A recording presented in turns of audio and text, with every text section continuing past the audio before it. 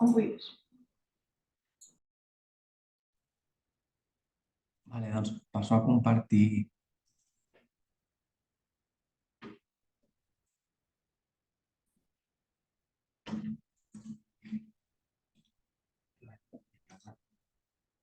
Vale. Es veu? Sí, d'acord. Bé, doncs, moltes gràcies per la presentació, Melania, i gràcies per totes les persones que s'han connectat un divendres a les 5 de la tarda. Intentaré anar fer-ho lleuger i, en la mesura que sigui possible, interessant, que jo crec que sí. El que presentem aquesta tarda és els resultats i no només els resultats, sinó el context de com es crea un projecte de recerca en el qual estem treballant actualment, encara ens queda un any per davant, sobre el posicionament i la connectivitat a estudiants de primària, secundària i universitaris. El projecte, com deia, està liderat per investigadores de la Universitat Autònoma de Barcelona i també de la Universitat de Barcelona i inclou l'estudi de la comprensió, la relació entre la comprensió i la qualitat del discurs, la qualitat del text i, en concret, el paper que juga els mecanismes de connexió, que ja veurem que és una cosa una mica més ampla que els connectors o els marcadors discursius, i també hi ha una branca en la qual ens trobem ara mateix treballant, que és com afecten aquestes marques de connexió o de connectivitat al processament i a la comprensió dels textos. He recollit els objectius del projecte, tot i que a la tarda d'avui ens centrarem sobretot als resultats que hem obtingut del primer objectiu, que té a veure amb la caracterització dels usos de marques de connexió que fan els estudiants de primària, secundària i universitat a partir d'una anàlisi sistemàtica dels textos escrits que produeixen. Veurem, o avui descriurem una mica la tipologia o el gènere textual en concret i també presentarem aquesta classificació amb la qual nosaltres treballem per codificar i identificar marques i mostrarem uns resultats, els primers resultats grans que ja tenim sobre aquest primer objectiu. El segon objectiu, que té a veure amb identificar dins dels usos que fan d'aquestes marques els estudiants, quins suposen unes millors avaluacions quan es mira la qualitat del text, quan s'avalua la qualitat d'aquests textos. També mirarem alguns resultats, en aquest cas una mica inicials, sobre aquest segon objectiu. I el tercer objectiu l'he posat perquè és on ens trobem ara, tot i que tenim uns resultats molt preliminars, no els comentarem en el seminari d'avui, però sí que volia que sapiguéssiu que estem justament en aquest moment mirant quina incidència té la presència d'aquestes marques en el moment del processament de segments discursius grans, més enllà de l'oració, i en diferents nivells educatius.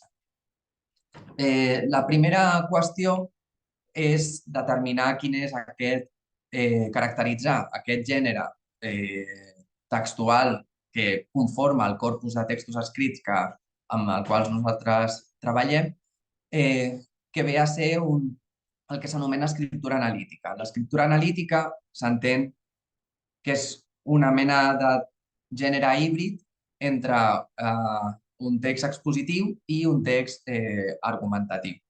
Les propietats que té específiques és que la construcció dels arguments s'han de fonamentar en asseveracions, és a dir, en evidències externes a l'autor, perquè la idea és doncs, aconseguir convèncer l'interlocutor més enllà anar més enllà de la pròpia opinió de l'autor. És a dir, s'obliga a l'autor a introduir i construir arguments basats no només en el que ell opina, sinó també en un conjunt d'evidències que ha de portar. Aquest tipus de text és molt habitual en contextos acadèmics i doncs, justament per aquest motiu són imprescindibles pel desenvolupament professional i acadèmic.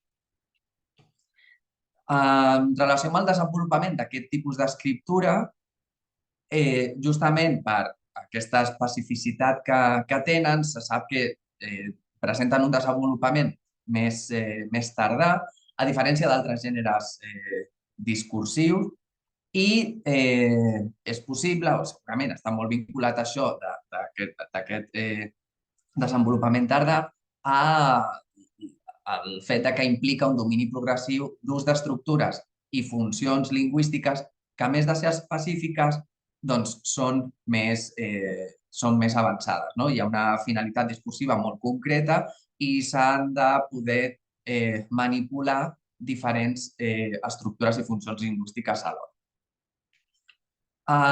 Des del punt de vista de l'educació, la incorporació de l'ensenyament d'aquest tipus d'estructura suposa una dificultat i un repte no només a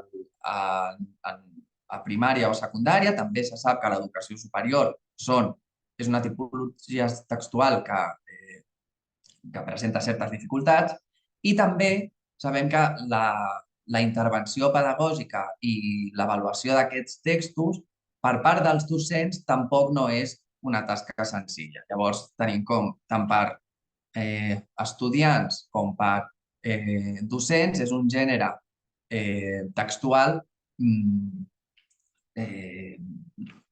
diguem, més o menys complicat o no del tot senzill. En concret, si la pròpia tipologia textual aquesta ja és complicada, nosaltres mirem quin és el paper de la connexió dins de l'escriptura acadèmica. S'ha vist que a part d'aquesta dificultat està en l'ús adequat o inadequat de connectors o marques de connectivitat a nivell intraoracional, és a dir, per connectar proposicions, però també a nivell interoracional per connectar fragments de discurs una mica més amples, una mica més grans. Aquesta complexitat o aquesta dificultat ens centrem en aquest element, en la dificultat que pot suposar aquest element, perquè afecten, justament aquestes marques afecten a l'organització de la informació, que és una qüestió molt important quan hem de presentar fonts d'informació diferents amb un objectiu discursiu concret, i a més sabem que són predictors de la qualitat textual, és a dir, si la informació està ben organitzada, això implica generalment avaluacions més positives o una sensació de qualitat del text més alta. Contribueixen de la mateixa manera a la cohesió global que permeten guiar la interpretació al lector, precisament perquè estan marcant relacions lògiques i semàntiques entre les parts del text i, a més, ens permet identificar com a lectors quina és la perspectiva que l'autor agafa i quin és el seu punt de vista. El desenvolupament d'aquesta connexió dins d'aquest gènere textual evoluciona amb l'edat o el nivell educatiu, que en aquest cas són versemblants, i en canvi el que no està tan clar, el que no queda tan clar és que hi hagi una millora en el treball pedagògic específic sobre aquest tipus d'escriptura acadèmica, d'escriptura analítica. És a dir, algunes intervencions que s'han fet per estimular l'escriptura analítica, per millorar l'escriptura analítica, no donen o no reflecteixen una millora de la qualitat d'aquests textos abans i després d'aquesta intervenció. És més l'edat que no pas la intervenció específica a l'aula, el que sembla que està guiant aquest desenvolupament. La direcció d'aquesta evolució marca diferents tendències. Per una banda, tenim un increment amb l'edat de la subordinació, en concret les subordinades relatives, que això va lligat a la mà amb un increment general de la complexitat sintàctica, és un índex de subordinació més alt. També hem vist una evolució en el sentit invers, és a dir, a la mesura que augmenta l'edat, la subordinació adverbial disminueix, això que pot semblar, que així a priori és una mica contraintuïtiu. L'explicació que l'hem trobat és possiblement el reconeixement d'aquesta subordinació adverbial, que la podem tenir codificada com amb una etiqueta massa àmplia, i és molt probable que si identifiquéssim subtipus dins de subordinació adverbial, estiguéssim veient diferents tendències. Però en general, com a macroetiqueta, s'observa aquesta tendència. I per altra banda, també s'ha vist que s'incrementa l'ús, amb l'edat, l'ús d'aquests marcadors discursius, que ve a indicar també que es refina una mica més l'habilitat per connectar fragments dels discurs. Aquesta habilitat, diguem que creix o es desenvolupa també amb l'edat. Estem aquí parlant de marcadors discursius i d'oracions subordinades relatives, que ja ens donen una idea de quins són els elements lingüístics que es troben sota aquest concepte paraigua de connectors, però nosaltres, el projecte, i bé, d'altres projectes anteriors on hem estat treballant, apliquem una taxonomia que va més enllà del repertori més o menys tancat de marques de connexió clàssic, com els marcadors discursius tradicionals o les conjuncions, i obrim una mica aquest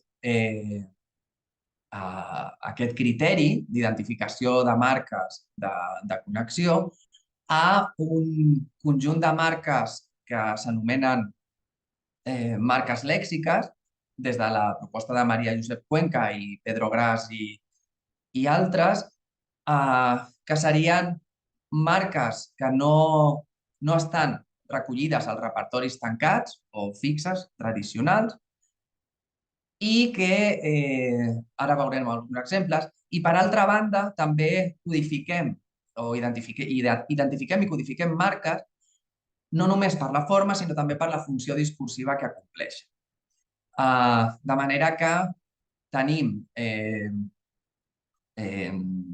com indicadors lingüístics que en el nostre treball els caracteritzem des del punt de vista formal, és a dir, per la categoria gramatical a la qual pertanyen, però també identifiquem quina funció discursiva fan en el text.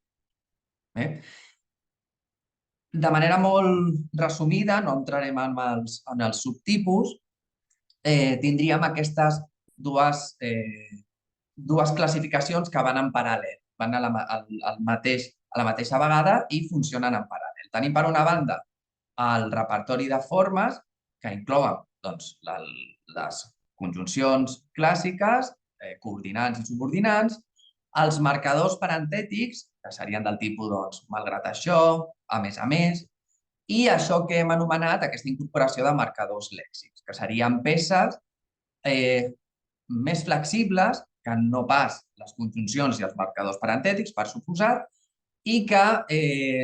però que d'alguna manera estan connectant diferents fragments del text. Per exemple, tenim marcadors lèxics que serveixen per donar l'opinió, no? En el cas dels parentètics podria ser en la meva opinió, i nosaltres identifiquem, a més, fórmules que són més flexibles en quant a la seva construcció, però que també estan donant la mateixa idea, que és dir que el que ve ara és la meva opinió. No? Serien coses com, doncs això és el que jo penso, o això és el que penso jo, és a dir, tindríem diferents versions, no? I mostra certa variabilitat en la fórmula, sí? Però entenem que tot això podria funcionar com un bloc de marca lèxic. I a l'altra banda tenim quan identifiquem una marca de connectivitat, identifiquem també la seva funció discursiva. I aquí tindríem doncs, la funció discursiva de connectar a nivell proposicional, doncs, relacions d'addició, contrast, causa, conseqüència, concessió, etc. Marques estructurals que tenen la funció d'ordenar la progressió de la informació en el text, i la funció modal, que el que fa és indicar la perspectiva de l'autor o la relació que té l'autor amb la informació que està donant. No? Aquí tindríem aspectes d'expressió d'evidencialitat, per exemple. Bé, com deia abans, hem estat treballant hem estat i estem treballant en refinar aquesta classificació de marques. Tenim ja un procediment d'identificació i de codificació bastant elaborat, i l'aplicació d'aquesta classificació, d'aquesta taxonomia una mica més flexible i una mica més versàtil, ens ha fet que ens afrontem a avantatges. Vull dir, hem valorat els aspectes positius que pot reportar a l'hora d'estudiar la connectivitat a l'escriptura de textos analítics, i també ens hem trobat amb alguna dificultat. El que té a veure amb les avantatges, doncs, obrir el conjunt, obrir la noció de connector i ampliar-ho a una noció una mica més inclusiva, com marques de connectivitat, ens permet recuperar molta més informació de peces de connexió que si ens quedéssim o que si apliquem un criteri més restringit i més tancat. No? Aquí tenim un exemple d'una transcripció d'una narració oral amb la identificació de marcadors, el que seria la categoria de marcadors clàssica, i aquesta és el resultat de la codificació aplicant aquesta taxonomia una mica més flexible. No? Entenem que tota aquesta informació afegida que hi ha amb aquest segon tipus, amb aquesta nova codificació, amb la codificació que nosaltres utilitzem, la nostra classificació, posa de manifest una informació sobre connectivitat i sobre mecanismes de connectivitat que a la primera versió doncs, queda una mica soterrada. No? Això ens permet treure a la llum mecanismes de connectivitat que d'altra manera doncs, no hi podríem accedir. Aquesta és la gran avantatge que presenta. Una de les dificultats que ens hem trobat és doncs justament amb aquestes marques lèxiques identificar o concretar, arribar a un consens sobre què és una marca lèxica i què no és. No? Aquí tenim el problema de que són fórmules que tenen un grau de lexicalització menys alt que les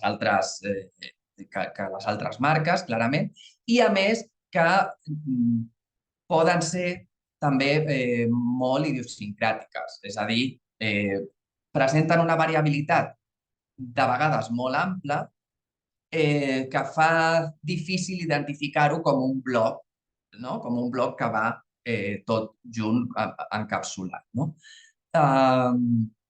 El fet també de que siguin molt productives, és a dir, dona aquesta possibilitat a la innovació i també dificulta aquesta identificació. Com ja he dit, portem molt de temps treballant en aquesta identificació de marques lèxiques perquè us feu una idea de quin és el seu impacte a l'hora de cercar aquestes marques i d'arribar a un consens sobre què és una marca lèxica i què no ho és, vam fer un treball de fiabilitat, és a dir, d'aproximació de criteris entre diferents codificadors, justament per establir quins serien els principis que seguiríem per identificar marques lèxiques, no? Per definir què és una marca lèxica i què no ho és com a marca de connectivitat. A partir de 40 textos els vam distribuir en 4 fases d'anàlisi de fiabilitat, és a dir, de consistència interna entre la identificació de 2 codificadors i vam veure que, doncs, com podeu veure, a cada fase diferent el percentatge de coincidència va augmentant fins a arribar a la 4ª fase que ja es posa per sobre del 80% de coincidència. Tot i així, un 80% en identificar, en principi, elements lingüístics que són clarament identificables, doncs es considera un indicador més bé discret. Amb aquesta última codificació, quan li vam treure la identificació de les marques lèxiques, l'índex de coincidència pujava per sobre del 90%. És a dir, clarament és la identificació de marques lèxiques el que genera aquesta discrepància sostinguda durant les 4 fases de l'anàlisi de fiabilitat. Per fer, a partir d'aquí, no ho he portat, però sí que ho volia comentar-ho per si després també surt a la part de preguntes. Vam incorporar també una prova d'identificació de marques lèxiques amb jutges experts, que és un treball en el qual estem escrivint ara mateix, i també hi ha un protocol d'identificació de marques basat en criteris de corpus i de relació entre els elements que conformen aquest xanc, aquesta unitat lingüística, no? Aquest bloc lingüístic. És a dir, tenim per diferents vies, estem com cercando la limitació, estem limitant la identificació d'aquestes marques lèxiques. Bé, continuem treballant amb aquesta identificació i també, a la mateixa vegada, hem aplicat ja aquesta taxonomia d'identificació i codificació de marques a un conjunt de textos.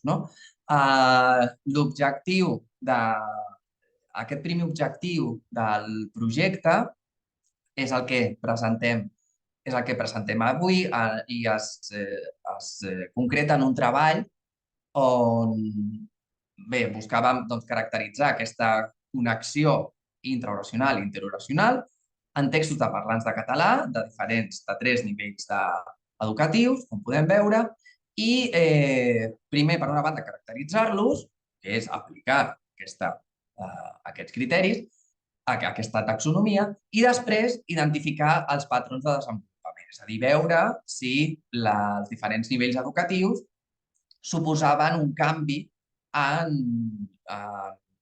la presència, l'ús d'aquests mecanismes de connexió. Bé, els resultats que presentem avui consten d'un conjunt de textos de 181 participants a escoles o universitats de Barcelona i a la mateixa vegada que... Bé, hem agafat textos que formen part d'una seqüència didàctica basada justament en el treball sobre escriptura analítica. Nosaltres vam agafar un d'aquests textos, eren 5 textos, vam agafar un d'aquesta seqüència, de 181 participants amb 3 nivells educatius. A banda d'això, tenim la informació sociolingüística i sociodemogràfica d'aquests participants que, justament pel lloc on s'han recollit les mostres, doncs són bilingües català-castellà. Es van recollir aquests textos, es van transcriure i es van codificar explícitament les marques de connectivitat des de la seva funció discursiva, és a dir, identificant si eren marques proposicionals.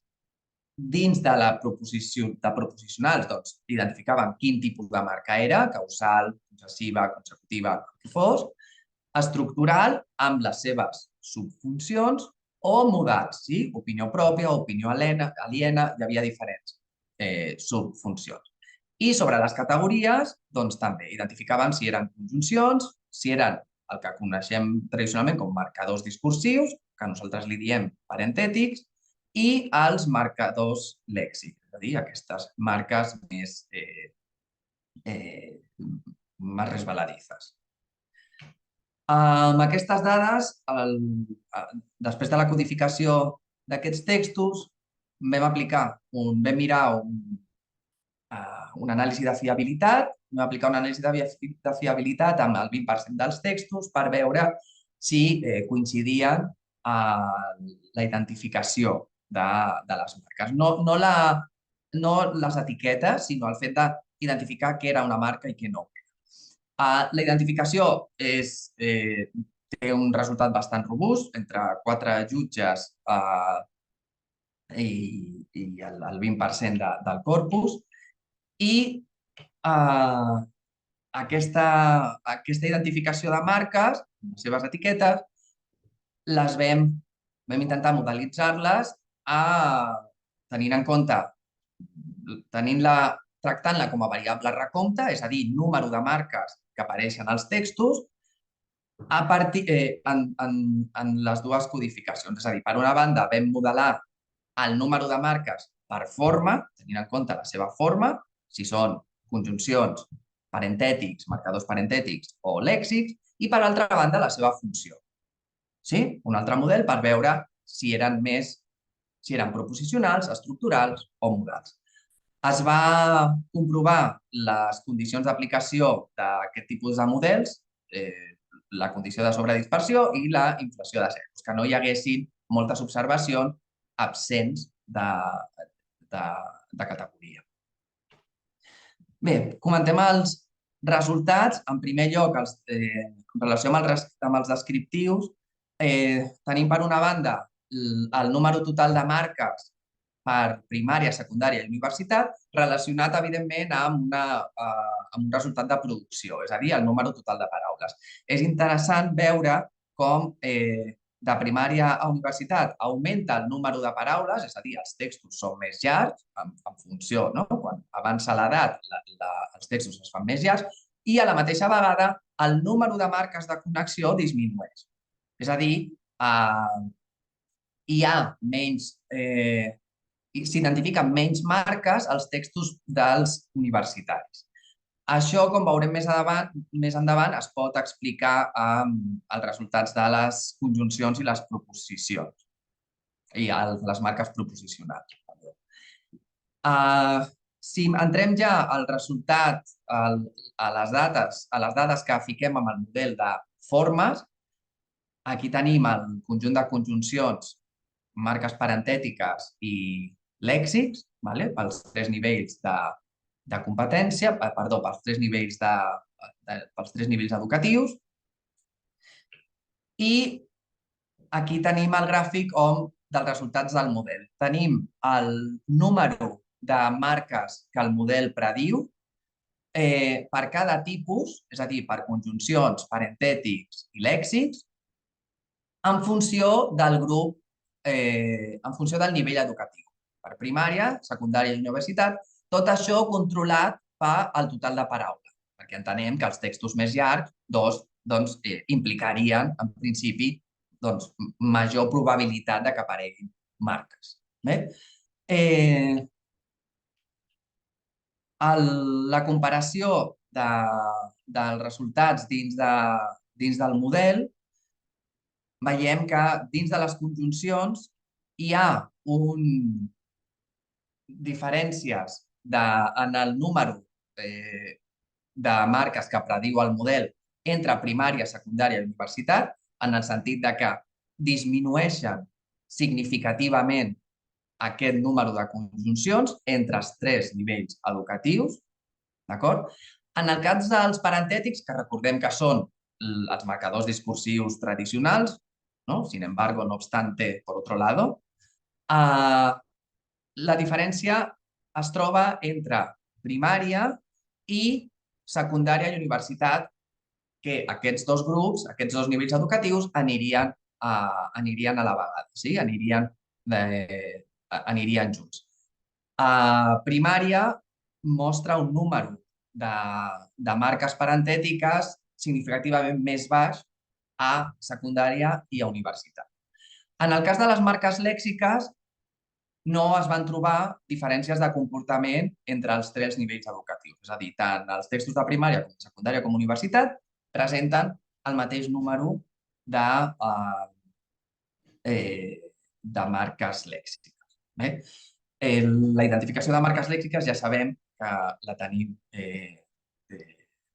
doncs que és potser la que més es pot discutir. Aquesta sobrepresència de conjuncions en els textos de primària, doncs, entrant directament als textos, es pot veure que són bàsicament una sobreproducció de conjuncions, sobretot d'addició, que en molts casos no fan aquesta funció additiva i que moltes vegades se li ha dit que funcionen com una mena de pegamento discursivo, no? És a dir, simplement són, principalment la conjunció i, doncs serveix com una funció com hilativa més concretament, que serveix per anar mantenint el discurs. Pensem que clarament això, aquesta característica dels textos de primària, és el que explica aquesta sobrerepresentació del número de conjuncions i també, per tant, de funció proposicional, de marques proposicionals, com veurem més endavant. En el cas de les funcions, els resultats del model en relació a la codificació relacionada amb les funcions, vam fer exactament el mateix. Vam extreure el número estimat de marques que el model prediu segons la classificació, proposicionals, estructurals o modals, per cada grup educatiu i controlant pel total de paraules, és a dir, controlant per la mesura de productivitat. Els resultats, en el cas dels proposicionals, és versemblant al que trobàvem al model de formes. De nou, primària es diferencia tant de secundària com d'universitat per un nombre més alt de marques proposicionals. Secundària, a la seva vegada, mostra més marques que no universitat i, en canvi, en els estructurals, doncs tornem a veure aquesta inversió en els nivells educatius. Universitat té menys marques o s'esperen menys marques proposicionals, però en canvi s'esperen més marques estructurals que no pas a primària. En el cas de les estructurals, tampoc no hi ha diferència entre secundària i universitat. Recordeu que passava el mateix amb els parentètics, és a dir, amb la seva correlació amb la forma. En canvi, en els modals, que des del punt de vista de la forma, com a lèxics, no es detectaven diferències en el número de marques que apareixien, sí que veiem diferències entre els nivells educatius. Tenim, per una banda, primària i universitat s'equiparen en el número de marques modals en els textos i es diferencien de secundària. Primària es diferencia de secundària. És a dir, l'ordre que tindríem en aquest cas seria un ordre de primària i universitat, que estarien equiparats, i secundària, que quedaria una mica com una mica menys de primària, però s'igualaria amb universitat.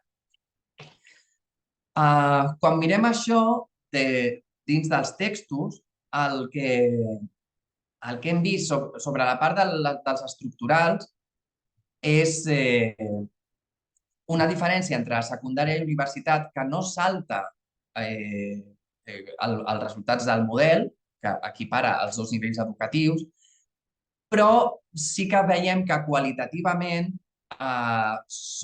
tenen un ús diferent. A secundària podem trobar marques que criden l'atenció com a estructurals, com per exemple, i què me'n dieu dels que moren al mar ofegats, no?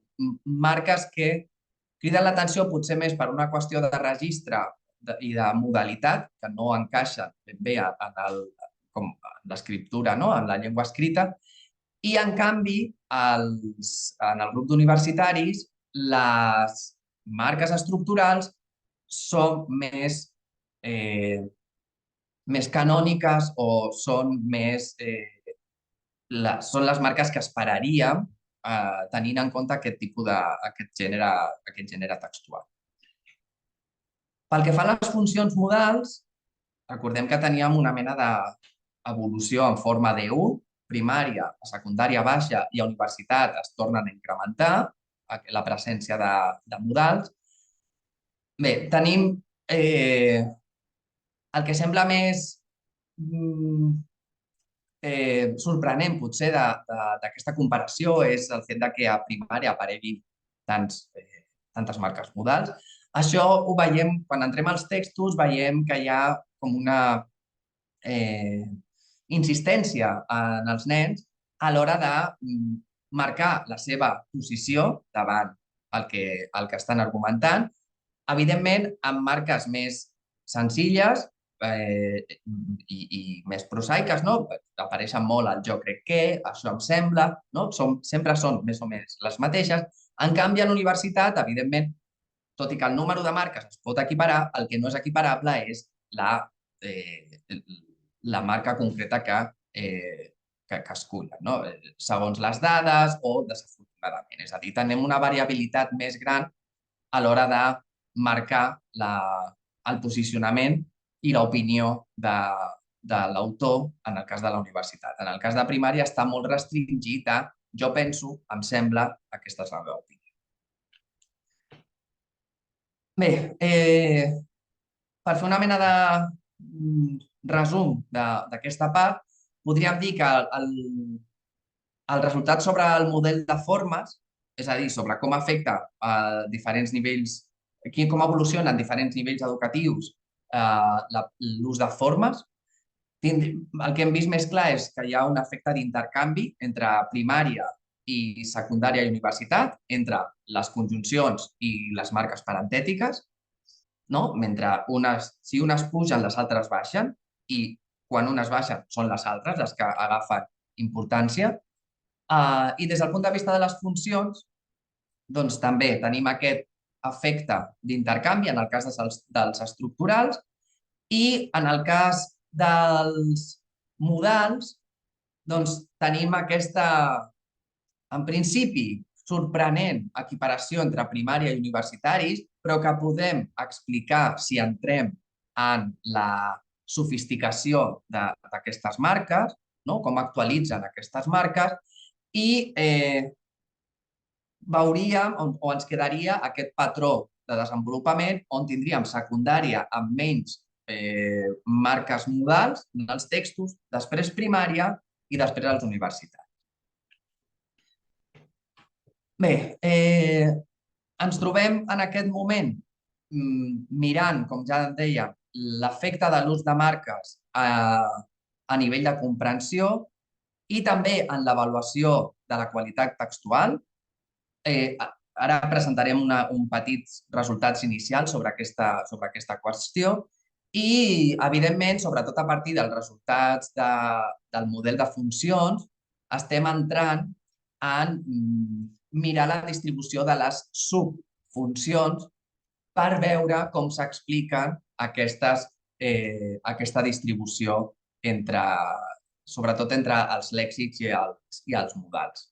Sí? És a dir, entre quins mecanismes de valoració i avaluació utilitzen els participants.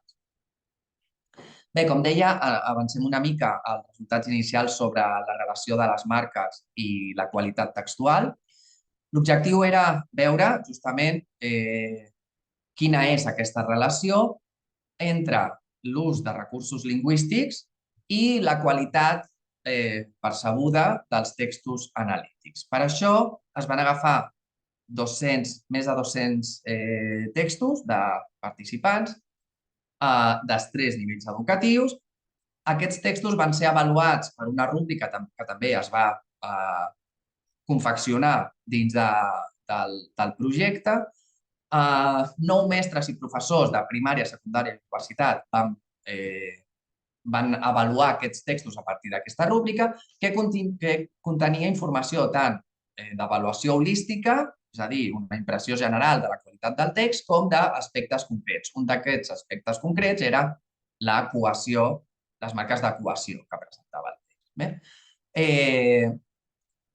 S'han extret diferents mesures. A nosaltres ens interessa ara, per aquest seminari, les mesures relacionades amb marques de connexió i la seva relació amb la qualitat textual.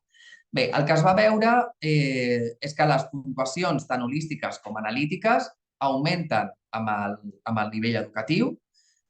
La percepció de la qualitat textual no es pot explicar per un conjunt únic d'elements lingüístics, sinó que hi ha un efecte d'interacció entre diferents elements lingüístics. Per una banda, tindria la longitud, és a dir, el número de paraules, la producció, com a prerequisit per a una avaluació positiva en primària i secundària. És a dir, a primària sembla ser que una productivitat més alta, un text més llarg es valora positivament. Entenem que això va lligat molt probablement a una complexitat sintàctica més alta i això es valora positivament a primària i a secundària, però en canvi a universitat això possiblement es penalitza. És a dir, es pot veure moltes vegades aquesta hipercomplexitat sintàctica com un excés de recursivitat, no? És a dir, aquesta tendència a encadenar oracions subordinada tras subordinada tras subordinada a textos més de nivell més alt, a nivell universitari, poden tenir un efecte contraproduent sobre l'avaluació de la qualitat d'aquest text. I en relació amb la cohesió i l'organització, és a dir, els indicadors de cohesió i organització, que seria l'utilització d'aquestes marques de connexió, es veu també una relació diferent en funció del nivell educatiu. En el cas de primària, correlaciona positivament amb la qualitat textual, és a dir, els textos que presenten més marques de connectivitat són millor avaluats. En el cas de secundària no es detecta cap mena de dependència entre els dos indicadors i en el cas de la universitat es veu de nou, una altra vegada, aquesta penalització de sobreproducció de marques. També I en aquest punt, una cosa en la que estem treballant ara és mirar fins a quin punt les marques de connectivitat que utilitzen estan ben utilitzades. Identificar això també és una cosa complexa i ens trobem en aquest moment elaborant aquests criteris d'identificació. No? És a dir, és possible que a l'hora d'avaluar els textos d'universitat no només es miri si hi ha connector o si no n'hi ha, sinó que també es mira si realment la funció primària que té aquest connector és la que està exercint en aquell text. No? I en el cas que no ho sigui, això penalitza. Estem, com dic, amb aquesta qüestió ara mateix i també amb la qüestió dels efectes sobre el processament i la comprensió d'aquestes marques de connectivitat. I fins aquí el que us volíem presentar avui. Val, gràcies. Si vols... Ara tenim temps per a preguntes. Espera, no sé, no veig ningú encara. Ara. Val, doncs si voleu, podeu aixecar la mà o posar les preguntes en el xat.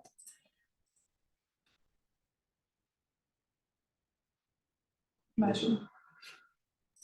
És una altra Sandra. Pot ser no. Vale. Vale, bueno, doncs puc començar jo.